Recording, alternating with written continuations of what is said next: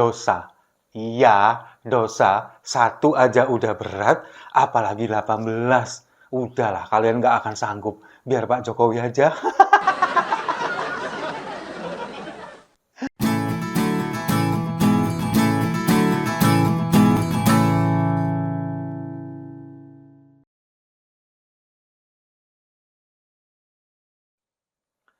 Salam damai untuk Indonesia, berjumpa lagi bersama saya, Papa Dimas.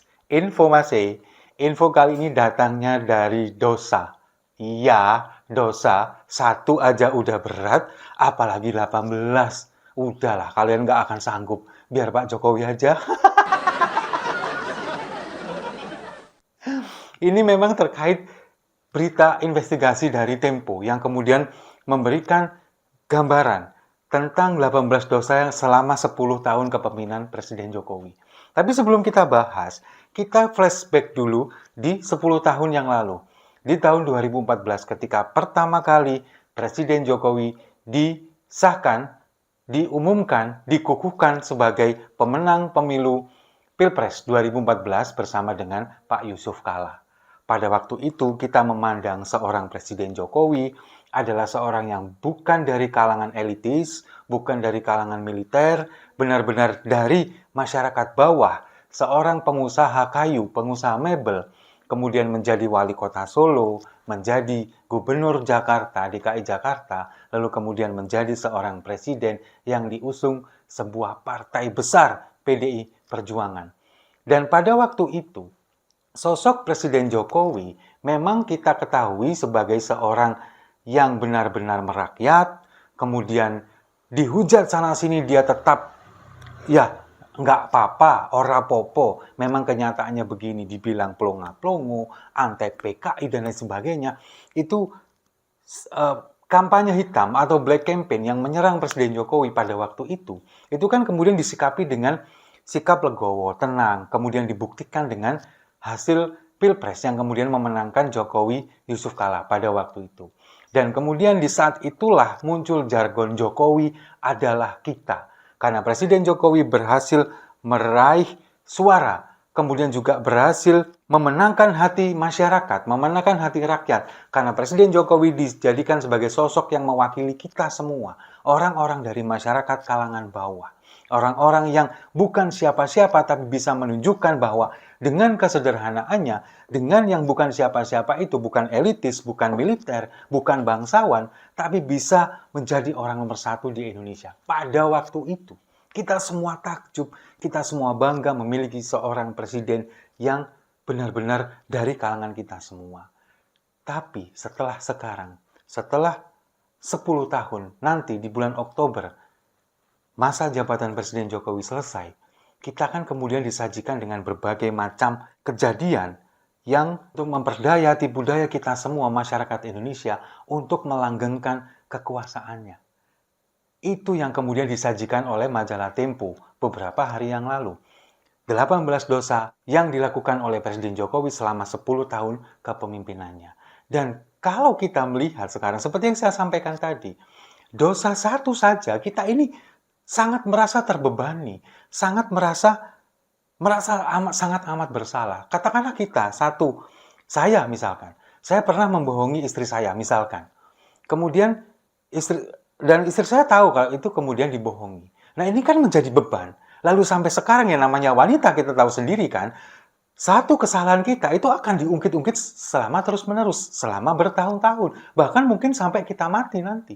Apalagi dibohongin. Ingat, wanita itu nggak suka dibohongin. Iya kan?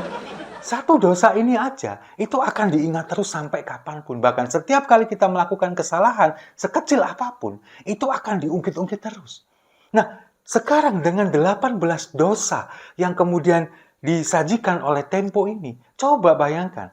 Satu aja bebannya luar biasa, apalagi 18. Dan seperti yang saya bilang tadi, kalian nggak akan sanggup. Yang sanggup cuma Pak Jokowi.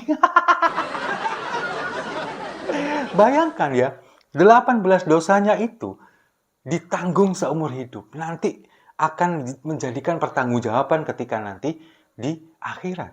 Apalagi yang dosa ini dilakukan kepada seluruh masyarakat Indonesia. Itu yang berusaha disajikan oleh Tempo, diinvestigasi dan kemudian disajikan dalam bentuk karya jurnalistik. Mungkin saya bisa bacakan satu persatu dan kita akan kupas sedikit-sedikit. Nggak mungkin semuanya karena pasti akan terlalu banyak yang akan kita bahas. Saya nyontek ya, karena memang nggak terlalu hafal, karena banyak sekali.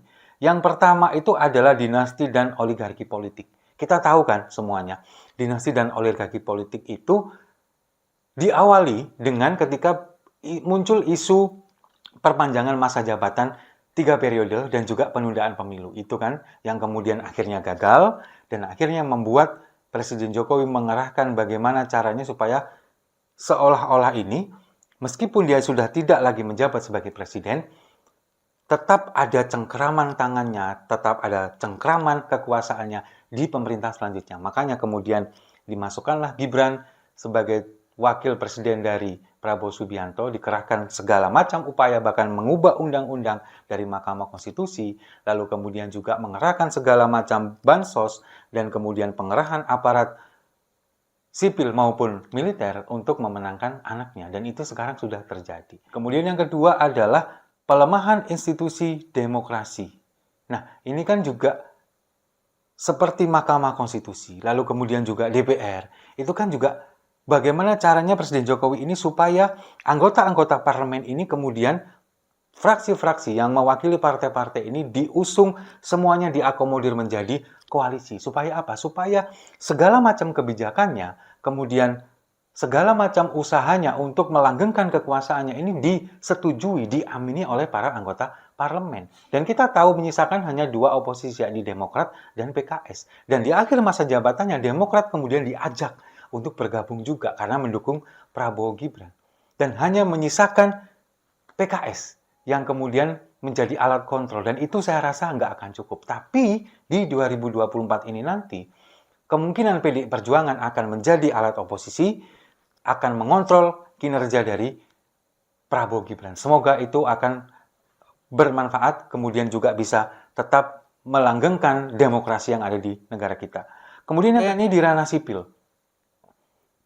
Banyak sekali perubahan di era Presiden Jokowi ini, terutama tentang TNI yang kemudian boleh dimasukkan ke ranah sipil, kemudian sekarang juga sudah mulai mau dikembalikan ke era Orde Baru dengan dui fungsi TNI atau dulu dui fungsi ABRI. Kalau sekarang sih bukan dui fungsi lagi, tapi malah multifungsi. Lalu yang keempat, adanya konflik Papua tak kunjung padam. Itu kan memang berkepanjangan, sangat berkepanjangan. Konflik di Papua kita tahu sangat sulit untuk mengejar KKB. Kemudian OPM ini juga sangat sulit sekali untuk melacak mereka karena mereka bersembunyi di hutan-hutan. Dan konflik ini juga sampai detik ini masih belum selesai. Banyak sekali menyisakan cerita, banyak sekali menyisakan korban, menimbulkan korban baik dari masyarakat sipil maupun dari militer dan aparat kita. Itu yang harus segera diselesaikan oleh presiden selanjutnya. Lalu yang kelima adalah runtuhnya sistem pendidikan. Kalau kita tahu sekarang UKT juga naik, lalu kemudian juga dengan berganti menteri, ganti kebijakan, bahkan sistem penerimaan peserta didik baru mulai dari level SD sampai dengan SMP, SMA itu kan sangat berubah, sangat tergantung dengan selera menteri pada waktu itu. Zonasi, lalu kemudian juga sekarang dengan batasan usia, itu kan juga menjadi polemik tersendiri bagi kita semua. Belum lagi di pendidikan jenjang pendidikan tinggi, UKT, lalu kemudian juga banyak sekali konflik-konflik yang di akhir-akhir ini itu justru bukan malah diselesaikan, malah semakin menjadi-jadi. Lalu kemudian yang keenam ada watak patron klien kepolisian. Mungkin beberapa pemirsa belum paham tentang patron klien itu seperti apa. Saya coba jelaskan sedikit secara garis besar. Patron klien itu adalah hubungan atau relasi antara satu kelompok dengan kelompok lain atau satu individu dengan individu lain atau individu dengan kelompok lain. Nah, dalam hal ini yang menjadi patron adalah Presiden Jokowi. Lalu kemudian yang menjadi klien adalah pihak kepolisian. Jadi pihak kepolisian ini bersusah payah bagaimana caranya untuk bisa melayani presiden. Apapun keinginan presiden harus dipenuhi, harus dilayani.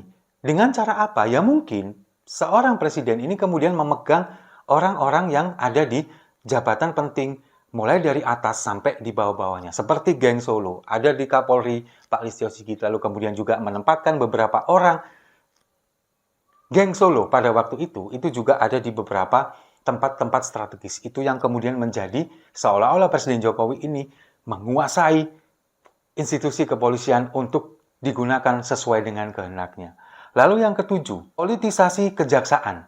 Nah, ini kan kejaksaan akhirnya digunakan sebagai instrumen untuk menyandra tokoh-tokoh politik seperti Erlangga Hartarto. Lalu kemudian juga beberapa tokoh politik lainnya yang kemudian diperiksa kejaksaan, tapi pada akhirnya kasusnya hilang menguap. Asalkan kamu mau menjadi anak buah saya dalam tanda kutip, mau mengikuti apa yang saya inginkan. Lalu kemudian yang kedelapan adalah pelemahan KPK.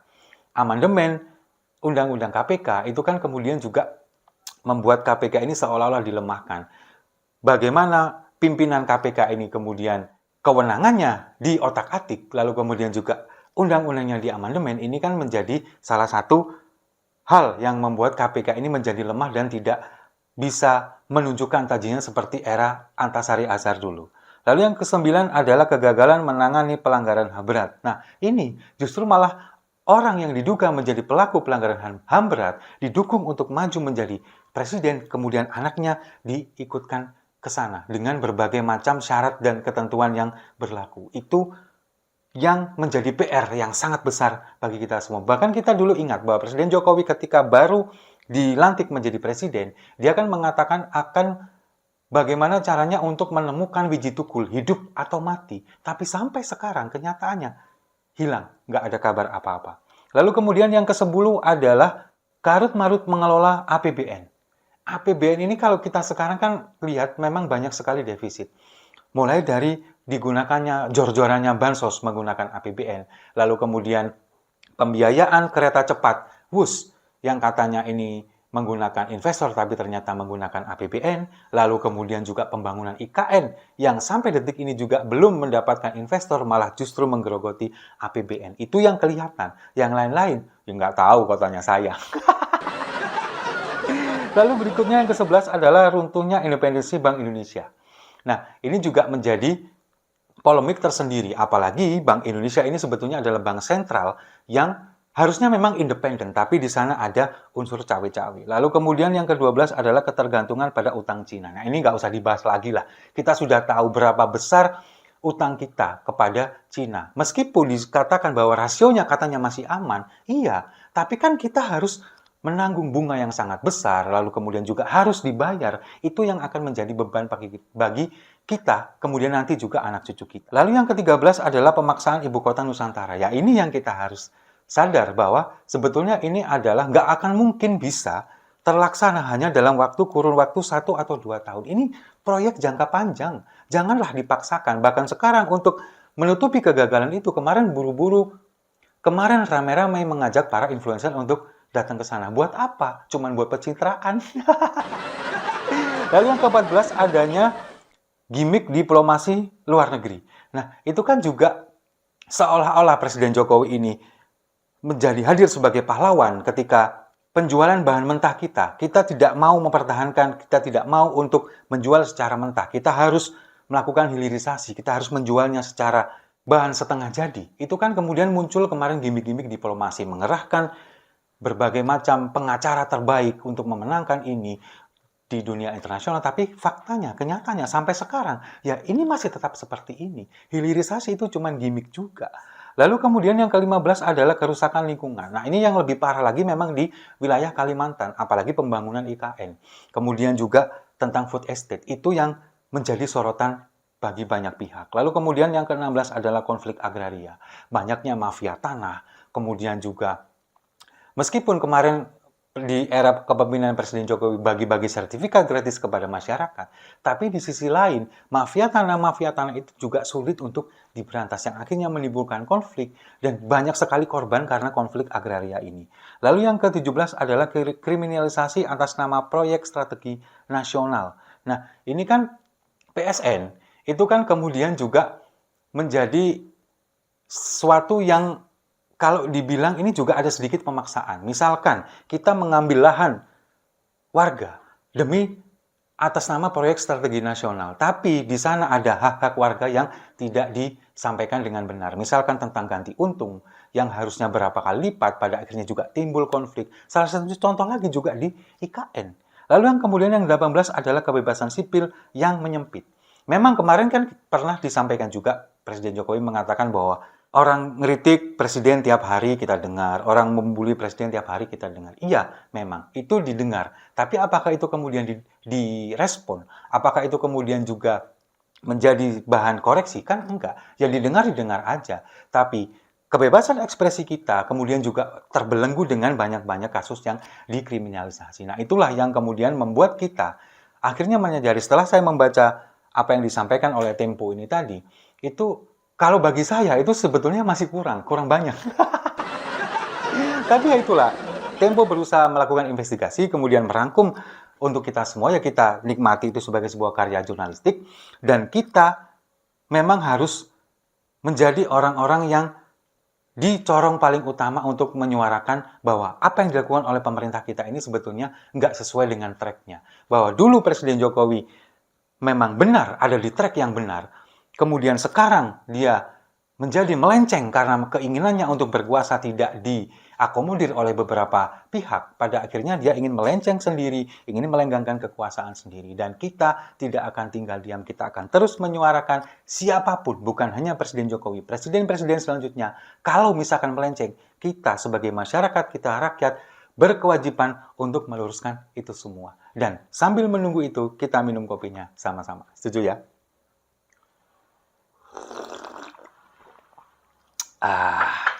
Saya rasa itu. Terima kasih sudah menyimak. Jangan lupa like, komen, dan subscribe. Sampai jumpa di video-video saya selanjutnya. Kalian gak akan sanggup, biar Pak Jokowi aja.